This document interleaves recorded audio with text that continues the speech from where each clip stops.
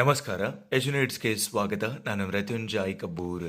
ಬಹುನಿರೀಕ್ಷಿತ ಕ್ರೈಸ್ ಶಿಕ್ಷಕರ ನೇಮಕಾತಿಯ ಅಧಿಸೂಚನೆ ಪ್ರಕಟಗೊಂಡಿದೆ. ಹೌದು, ಒಟ್ಟು 767 ಹುದ್ದೆಗಳ ವಿಸ್ತೃತವಾದಂತಹ ಅಧಿಸೂಚನೆಯನ್ನ ಕೆಇಎ ಮೂಲಕ ನಿನ್ನೆ ಪ್ರಕಟಪಡಿಸಲಾಗಿದೆ.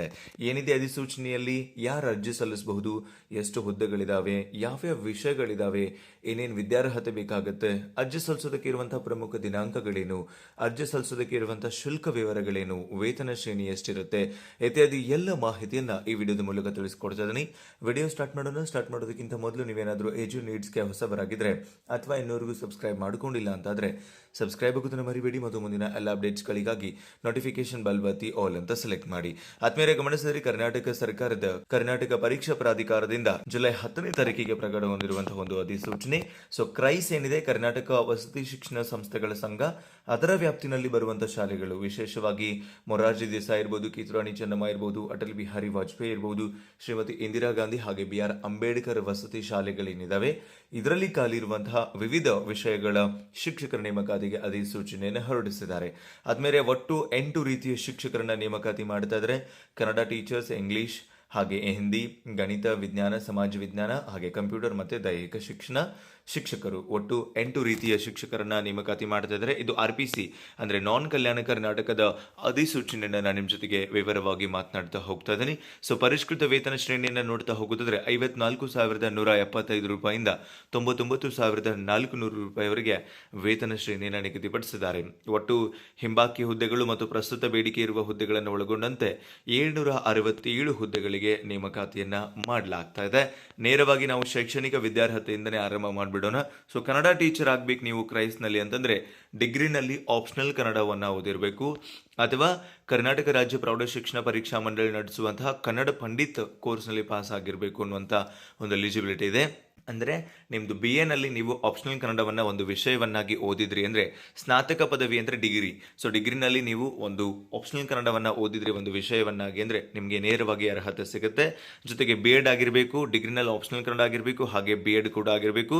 ಜೊತೆಗೆ TET ಪೇಪರ್ 2 ನಲ್ಲೂ ಕೂಡ ಅರ್ಹತೆಯನ್ನು ಪಡ್ಕೊಂಡಿರಬೇಕು. ವಿಶೇಷವಾಗಿ ನೀವು CTET ಅಥವಾ KTET, ಕರ್ನಾಟಕ TET ಅಥವಾ CTETಯ ಪೇಪರ್ 2 ನಲ್ಲಿ ಎಲಿಜಿಬಿಲಿಟಿಯನ್ನು ಪಡ್ಕೊಂಡಿದ್ರೆ ನೀವು ಕನ್ನಡ ಟೀಚರ್ ಆಗೋದಕ್ಕೆ ಅರ್ಜಿ ಸಲ್ಲಿಸೋದಕ್ಕೆ ನಿಮಗೆ ಅವಕಾಶವನ್ನು ಕೊಡಲಾಗಿರುತ್ತೆ. ಇನ್ನು ಇಂಗ್ಲಿಷ್ ಟೀಚರ್ ಆಗಬೇಕು ಅಂದ್ರೂ ಕೂಡ ಸೇಮ್, ನೀವು ಡಿಗ್ರಿನಲ್ಲಿ ಆಪ್ಷನಲ್ ಇಂಗ್ಲೀಷನ್ನು ಓದಿರಬೇಕು.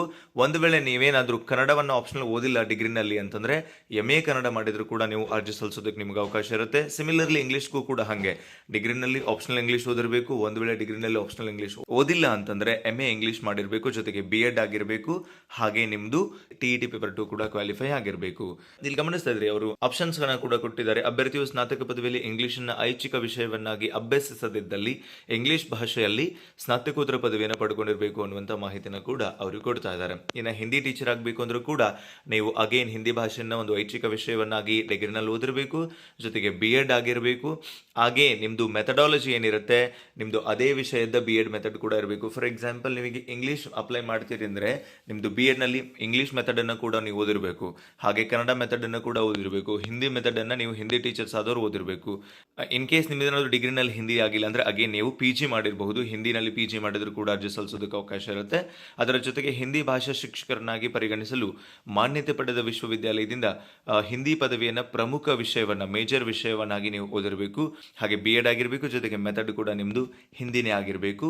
ಇನ್ನು ಮ್ಯಾಥ್ಸ್ ಟೀಚರ್ನ ನೋಡ್ತಾ ಹೋಗೋದಾದ್ರೆ ಗಣಿತ ಮತ್ತು ಭೌತಶಾಸ್ತ್ರ ಕಡ್ಡಾಯ ವಿಷಯದೊಂದಿಗೆ ವಿಜ್ಞಾನ ವಿಷಯದಲ್ಲಿ ಸ್ನಾತಕೋತ್ತರ ಪದವಿ ಪಡೆದಿರಬೇಕು. ಅಂದ್ರೆ BSc ನೀವು ಮ್ಯಾಥ್ಸ್ ಮತ್ತೆ ಫಿಸಿಕ್ಸ್ ನಲ್ಲಿ ಮಾಡಿರಬೇಕು. ಜೊತೆಗೆ ಈ ಕೆಳಕಂಡ ಯಾವುದೇ ಒಂದು ವಿಷಯವನ್ನ ಐಚ್ಛಿಕ ವಿಷಯವನ್ನಾಗಿ ಓದಿರಬೇಕು. ಅಂದ್ರೆ ರಸಾಯನಶಾಸ್ತ್ರವನ್ನ ನೀವು ಇಲ್ಲಿ ಓದಿರಬೇಕಾಗುತ್ತೆ ಅನ್ನುವಂತಹ ವಿಷಯವನ್ನ ಕೂಡ ಕೊಡ್ತಾ ಇದ್ದಾರೆ. ಹಾಗೆ ಮಾನ್ಯತೆ ಪಡೆದ ವಿಶ್ವವಿದ್ಯಾಲಯದಿಂದ ಸೈನ್ಸ್ ಮೆಥಡ್ ನಲ್ಲಿ ನೀವು ಪದವಿಯನ್ನು ಕೂಡ ಪಡ್ಕೊಂಡಿರಬೇಕು. ಹಾಗೆ ನೀವು ಸ್ನಾತಕ ಪದವಿ ಅಥವಾ ಪದವಿ ಪೂರ್ವ ಕೋರ್ಸ್ ಅಥವಾ SSLCಯಲ್ಲಿ ಕನ್ನಡವನ್ನು ಒಂದು ಭಾಷೆಯನ್ನಾಗಿ ಅಭ್ಯಾಸ ಮಾಡಿರಬೇಕು ಅಥವಾ ಕನ್ನಡದಲ್ಲಿ ಡಿಪ್ಲೊಮಾನ ಹೊಂದಿರಬೇಕು. ಇಲ್ಲಪ್ಪ ಅಂದ್ರೆ ನೀವು ಇಲ್ಲಿ ಕನ್ನಡವನ್ನ ಕಡ್ಡಾಯ ಕನ್ನಡ ಪರೀಕ್ಷೆನ ಕೂಡ ಪಾಸ್ ಮಾಡಿಕೊಳ್ಬೇಕಾಗತ್ತೆ ನಂತರದಲ್ಲಿ ಅನ್ನುವಂಥದ್ದು ನಿಮಗೆ ಗೊತ್ತಿರಬೇಕು. ಇನ್ನು ಸೈನ್ಸ್ ಟೀಚರ್ಗೆ ಸಂಬಂಧಪಟ್ಟಂತೆ ಕಡ್ಡಾಯವಾಗಿ ರಸಾಯನಶಾಸ್ತ್ರ ವಿಷಯದೊಂದಿಗೆ ಮತ್ತು ಈ ಕೆಳಕಂಡ ಯಾವುದಾದ್ರೂ ಒಂದು ಐಚ್ಛಿಕ ವಿಷಯದೊಂದಿಗೆ ನೀವು ನಿಮ್ಮ BSc ಮುಗಿಸ್ಕೊಂಡಿರಬೇಕು. ಸಸ್ಯಶಾಸ್ತ್ರ, ಪ್ರಾಣಿಶಾಸ್ತ್ರ, ವಿಜ್ಞಾನದಲ್ಲಿ ಸ್ನಾತಕ ಪದವಿಯನ್ನು ಪಡ್ಕೊಂಡಂಥವ್ರಿಗೆ, ಅಂದರೆ ನಿಮ್ದು ಆಲ್ರೆಡಿ ಕೆಮಿಸ್ಟ್ರಿ ಇರಬೇಕು, ಅದರ ಜೊತೆಗೆ ಬಾಟನಿ ಮತ್ತು ಝುವಾಲಜಿ ಇತ್ತು ಅಂತಂದರೆ ಸೊ ಆಪ್ಷನಲ್ ಆಗಿ ನೀವು ಸೈನ್ಸ್ ಟೀಚರ್ ಆಗೋದಕ್ಕೆ ನಿಮಗೆ ಅವಕಾಶ ಇರುತ್ತೆ. ಜೊತೆಗೆ ನಿಮ್ಮದು ಸೈನ್ಸ್ ಮೆಥಡ್ನಲ್ಲೇ BEd ಕೂಡ ಆಗಿರಬೇಕು. ಅದರ ಜೊತೆಗೆ ನೀವು ಕನ್ನಡವನ್ನು ಓದಿರಬೇಕು SSLC PUCಗಳಲ್ಲಿ, ಅಥವಾ ನಿಮ್ಮದು ಕಡ್ಡಾಯ ಕನ್ನಡ ಪರೀಕ್ಷೆ ಪಾಸ್ ಆಗಿತ್ತು ಮೊದಲು ಅಂದರೂ ಕೂಡ ನೀವು ಇಲ್ಲಿ ಅರ್ಹತೆಯನ್ನು ನೇರವಾಗಿ ಪಡ್ಕೊತೀರಿ. ವಿಶೇಷವಾಗಿ ಸಮಾಜ ವಿಜ್ಞಾನ ಶಿಕ್ಷಕರಿಗೆ ಸಂಬಂಧಪಟ್ಟಂತೆ 2 ಐಚ್ಛಿಕ ವಿಷಯಗಳನ್ನು ನೀವು ಡಿಗ್ರಿನಲ್ಲಿ ಓದಿರಬೇಕು. History, economics, political science, sociology, geography. ಈ 5 ವಿಷಯಗಳ ಪೈಕಿ ಯಾವುದಾದ್ರೂ 2 ವಿಷಯಗಳನ್ನು ನೀವು ಡಿಗ್ರಿನಲ್ಲಿ ಆಪ್ಷನಲ್ ಆಗಿ ಓದಿರಬೇಕು.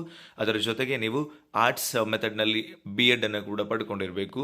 ಸೊ BEd ಪ್ಲಸ್ ಯಾವುದಾದ್ರೂ 2 ಆಪ್ಷನಲ್ ಒಂದು ವಿಷಯಗಳನ್ನು ಪಡ್ಕೊಳ್ಳೋದರ ಜೊತೆಗೆ ನೀವು ಕೂಡ ಕಡ್ಡಾಯ ಕನ್ನಡ ಪರೀಕ್ಷೆಯನ್ನು ಪಾಸ್ ಆಗಬೇಕು, ಅಥವಾ ನೀವು SSLC ಮತ್ತು ನೀವು ಈಗಾಗಲೇ ಕನ್ನಡವನ್ನು ಒಂದು ಭಾಷೆಯನ್ನಾಗಿ ಅಭ್ಯಾಸ ಮಾಡಿದ್ರಿ ಅಂದರೆ ಅದನ್ನು ನೀವು ಪಾಸ್ ಮಾಡುವಂತಹ ಅಗತ್ಯ ಬರೋದಿಲ್ಲ. ಆದರೆ ಸಮಾಜ ವಿಜ್ಞಾನ ಶಿಕ್ಷಕರಿಗೆ ಸಂಬಂಧಪಟ್ಟಂತೆ ಬಹಳ ಸ್ಪಷ್ಟವಾಗಿ ನಾವಿಲ್ಲಿ ತಿಳ್ಕೊಳ್ಬೇಕು ಏನು ಅಂದರೆ, ವಸತಿ ಶಿಕ್ಷಣ ಸಂಸ್ಥೆಗಳೇನಿದ್ದಾವೆ, ಕ್ರೈಸ್ ಇನ್ಸ್ಟಿಟ್ಯೂಟ್ಸು, ಅವೆಲ್ಲವುಗಳು ಕೂಡ ಇಂಗ್ಲೀಷ್ ಮೀಡಿಯಂನಲ್ಲಿ ಇರೋದ್ರಿಂದ ನಿಮ್ಮದು ಡಿಗ್ರಿ ಇಂಗ್ಲೀಷ್ ಮೀಡಿಯಂನಲ್ಲಿ ಆಗಿರಬೇಕು. BAನ ನೀವು ಇಂಗ್ಲೀಷ್ ಮೀಡಿಯಂನಲ್ಲಿ ಪಾಸ್ ಮಾಡಿಕೊಂಡಿರಬೇಕು. ಇನ್ ಕೇಸ್ ನೀವು ಕನ್ನಡ ಮೀಡಿಯಂ ಡಿಗ್ರಿ ಮಾಡಿದ್ರಿ, ಆದರೂ ಅರ್ಜಿ ಸಲ್ಲಿಸಿದ್ರೆ ಅಂದರೆ ವೆರಿಫಿಕೇಶನ್ ಸಂದರ್ಭದಲ್ಲಿ ನಿಮಗೆ ಸಮಸ್ಯೆ ಆಗುತ್ತೆ. ಯಾಕೆ ಅಂದರೆ ಅವರು ರಿಜಿಸ್ಟ್ರಾರಿಂದ ನಿಮಗೆ ಇಂಗ್ಲೀಷ್ನಲ್ಲೇ ನಾವು ಡಿಗ್ರಿ ಮಾಡಿದ್ದೀವಿ ಅಂತ ಹೇಳಿ ದೃಢೀಕರಣವನ್ನು ತೊಗೊಂಡು ಬರೋದಕ್ಕೂ ಕೂಡ ಹೇಳಿದ್ದಾರೆ. ಸೊ ಅದನ್ನು ಡಾಕ್ಯುಮೆಂಟ್ಸ್ ವೆರಿಫಿಕೇಶನ್ ಸಂದರ್ಭದಲ್ಲಿ ನಾವು ಅದನ್ನು ಪ್ರೊವೈಡ್ ಮಾಡಬೇಕಾಗುತ್ತೆ. ಹಾಗಾಗಿ ಸಮಾಜ ವಿಜ್ಞಾನ ಶಿಕ್ಷಕರು ಡಿಗ್ರಿನಲ್ಲಿ ಇಂಗ್ಲೀಷ್ ಮೀಡಿಯಂ ಮಾಡಿದಂಥವರಿಗೆ ಮಾತ್ರ ಇಲ್ಲಿ ನೇರವಾದಂತಹ ಅವಕಾಶವನ್ನು ಕೊಡ್ತಾ ಇದ್ದಾರೆ.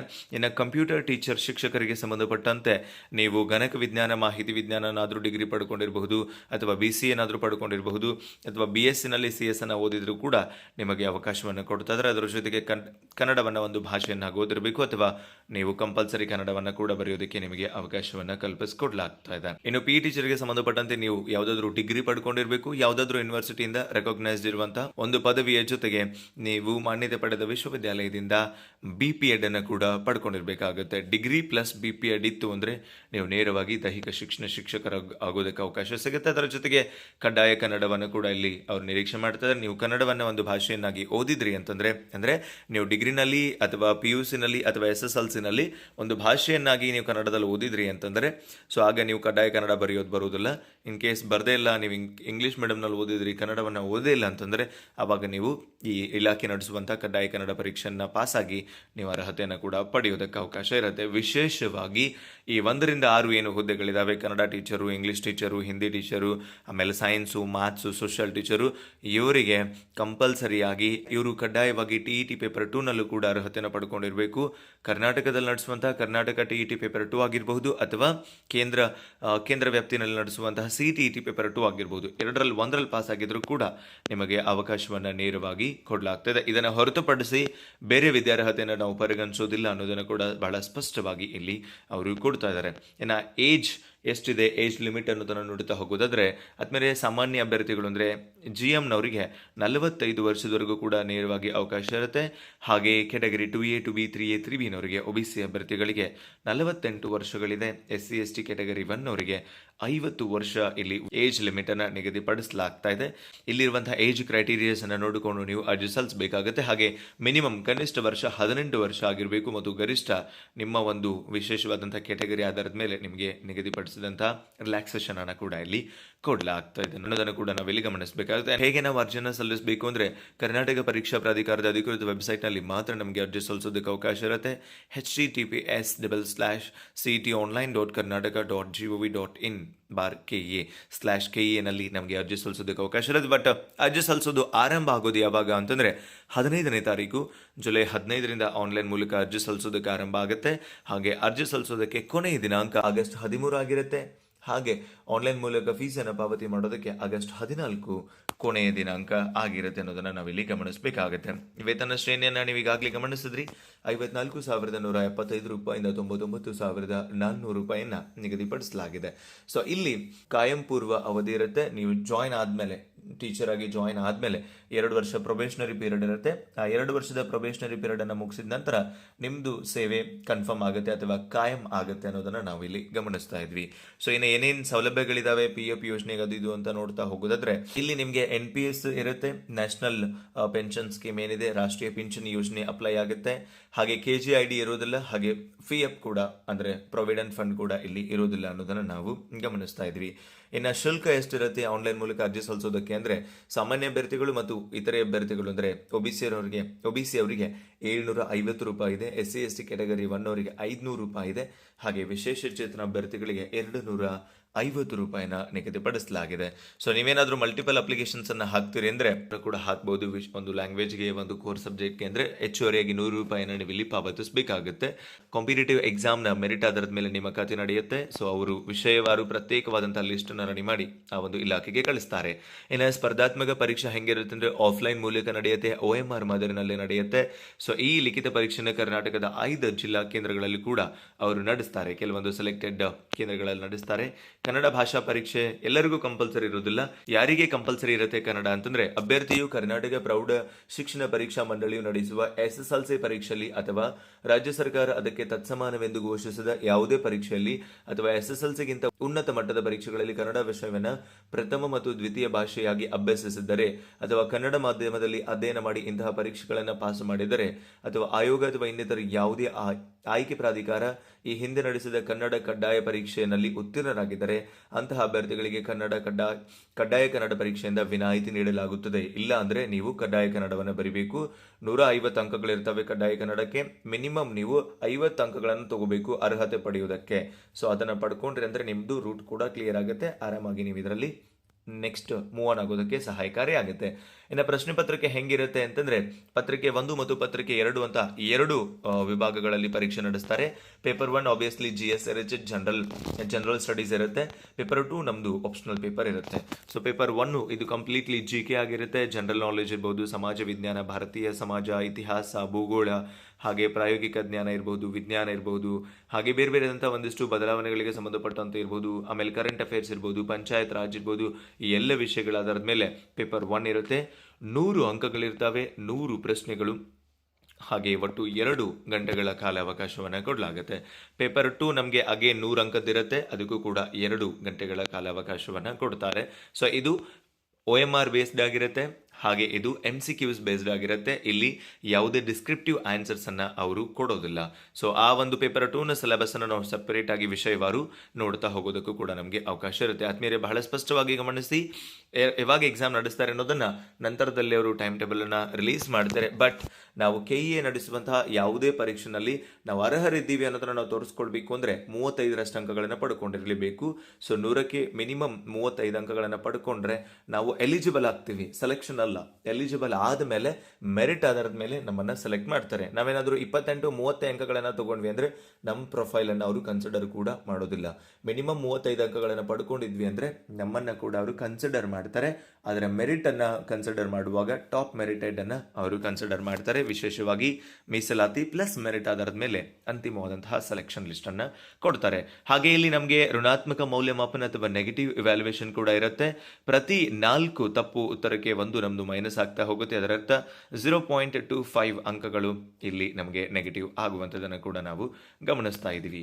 ಸೊ ಬಹಳ ವಿಶೇಷವಾಗಿ ಇನ್ನು ನಿಮ್ಮ ಮೀಸಲಾತಿಗೆ ಸಂಬಂಧಪಟ್ಟಂತ ಪ್ರಮಾಣ ಪತ್ರಗಳಿರ್ಬೋದು, ಆ ಎಲ್ಲ ಡಾಕ್ಯುಮೆಂಟ್ಸ್ಗಳನ್ನು ಕೂಡ ನೀವು ಅರ್ಜಿ ಸಲ್ಲಿಸೋದಕ್ಕಿಂತ ಮೊದಲೇನೆ ಪಡ್ಕೊಂಡಿರಬೇಕು. ವಿಶೇಷವಾಗಿ ಯಾವುದೇ ಒಂದು ಡಿಗ್ರಿ ನಾನು ಮಾಡ್ತಾ ಇದ್ದೀನಿ, BEd ಫೈನಲ್ ಸೆಮ್ನಲ್ಲಿ ಇದ್ದೀನಿ, ನಾನು ಅಪ್ಲೈ ಮಾಡಬಹುದಾದ್ರೆ ಖಂಡಿತವಾಗಿಯೂ ನಿಮಗೆ ಅವಕಾಶವನ್ನು ಅವರು ಕೊಡ್ತಾ ಇಲ್ಲ. ಸೊ ಈಗಾಗಲೇ ರಿಸಲ್ಟ್ ವೇಟಿಂಗ್ ಇರುವಂಥವ್ರು ಇರ್ಬೋದು, ಅಥವಾ ಫೈನಲ್ ಸೆಮ್ ಅಥವಾ ಫೈನಲ್ ಇಯರ್ನಲ್ಲಿ ಇರೋರಿಗೂ ಕೂಡ ಅವಕಾಶವನ್ನು ಅವರು ಕೊಡ್ತಾ ಇಲ್ಲ ಅನ್ನೋದನ್ನು ಕೂಡ ನಾವಿಲ್ಲಿ ಬಹಳ ಸ್ಪಷ್ಟವಾಗಿ ಗಮನಿಸಬೇಕಾಗುತ್ತೆ. ಕನ್ನಡ ಮಾಧ್ಯಮ ಇರ್ಬೋದು, ಗ್ರಾಮೀಣ ಅಭ್ಯರ್ಥಿ ಇರ್ಬೋದು, ಯೋಜನಾ ನಿರಾಶ್ರಿತರು ಇರ್ಬೋದು, ವಿಶೇಷ ಕ್ಯಾಟಗರಿಗಳಿರ್ಬೋದು, ಹಾಗೆ OBC ಇರ್ಬೋದು, SC ST ಇರ್ಬೋದು, ನಿಮ್ಮ ಅಗತ್ಯವಾದಂತಹ ಪ್ರಮಾಣ ಪತ್ರಗಳನ್ನು ನೀವು ತೆಗೆಸಿಟ್ಕೊಳ್ಬೇಕಾಗತ್ತೆ. ಸೊ ನಂತರದಲ್ಲಿ ಒದ್ದಾಡೋಕ್ಕಿಂತ ಬಿಫೋರ್ ನೀವು ಅರ್ಜಿ ಸಲ್ಲಿಸೋದಕ್ಕೆ ಇನ್ನು 4-5 ದಿನ ಇದೆ.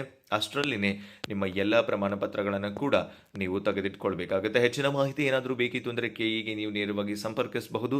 08023460460 ಅವರ ಅಧಿಕೃತ ಸಹಾಯವಾಣಿ ಸಂಖ್ಯೆ ಕೂಡ ಆಗಿರುತ್ತೆ ಅನ್ನೋದನ್ನು ನಾವಿಲ್ಲಿ ಗಮನಿಸ್ತಾ ಇದ್ವಿ. ಸೊ ಆದ್ಮೇಲೆ ಇದಿಷ್ಟು 2026ನೇ ಸಾಲಿನಲ್ಲಿ ಆರಂಭಗೊಂಡಿರುವ ಮೊಟ್ಟ ಮೊದಲ ಶಿಕ್ಷಕರ ನೇಮಕಾತಿಯ ಸಮಗ್ರ ಅಧಿಸೂಚನೆಯ ವಿವರಣೆಯಾಗಿತ್ತು. ಒಟ್ಟು 767 ಹುದ್ದೆಗಳು ನಾನ್ ಕಲ್ಯಾಣ ಕರ್ನಾಟಕ ಭಾಗದಲ್ಲಿ ನೇಮಕಾತಿಯಾಗ್ತಾ ಇದ್ದಾವೆ. ಆ ಪೈಕಿ ವಿಷಯವಾರು ನಿಮಗೆ ಈಗಾಗಲೇ ಗೊತ್ತಿರುವಂಗೆ ಬೇರೆ ಬೇರೆ ವಿಷಯಗಳಿಗೆ ಶಿಕ್ಷಕರನ್ನ ನಾವು ಗಮನಿಸ್ತಾ ಇದ್ವಿ. ಕನ್ನಡ ಒಟ್ಟು 103 ಇದೆ, ಇಂಗ್ಲಿಷ್ 108 ಇದೆ, ಹಿಂದಿ 55 ಇದೆ, ಹಾಗೆ ಗಣಿತ 103 ಇದೆ, ವಿಜ್ಞಾನ 106 ಇದೆ, ಸಮಾಜ ವಿಜ್ಞಾನ 154 ವೇಕೆನ್ಸಿ ಇದೆ, ಕಂಪ್ಯೂಟರ್ ಟೀಚರ್ 57 ಇದೆ, ಹಾಗೆ ಪಿ ಟೀಚರ್ 81 ನಾವು ಗಮನಿಸ್ತಾ ಇರುವಂತಹ ಒಟ್ಟಾರೆಯಾದಂತಹ ಹುದ್ದೆಗಳಿರ್ತವೆ. ಸೊ ಇದಿಷ್ಟು ಈ ಕ್ರೈಸ್ ನೇಮಕಾತಿಗೆ ಸಂಬಂಧಪಟ್ಟಂತಹ ಒಂದು ಅಧಿಕೃತವಾದಂತಹ ಅಧಿಸೂಚನೆಯ ಪರಿಚಯವಾಗಿತ್ತು ಅಂತ ಹೇಳ್ತಾ, ಮುಂದಿನ ವಿಡಿಯೋದಲ್ಲಿ ಸಿಲೆಬಸ್ ನ ಹಳೆಯ ಪ್ರಶ್ನೆ ಪತ್ರಿಕೆಗಳನ್ನ ಖಂಡಿತವಾಗಿಯೂ ನೋಡೋಣ. ಇದಕ್ಕೆ ಸಂಬಂಧಪಟ್ಟಂತೆ ನಿಮಗೆ ಏನಾದರೂ ಡೌಟ್ಸ್ಗಳಿತ್ತು, ಕ್ವೆಶನ್ಸ್ಗಳಿತ್ತು ಅಂದ್ರೆ ಮುಕ್ತವಾಗಿ ಕಮೆಂಟ್ ಬಾಕ್ಸ್ ಅಲ್ಲಿ ಹಂಚ್ಕೊಳ್ಳಿ ಅಂತ ಹೇಳ್ತಾ ಸಿಗೋಣ ಮತ್ತೊಂದು ಪ್ರಮುಖ ಮಾಹಿತಿಯೊಂದಿಗೆ. Thank you so much. Have a good time.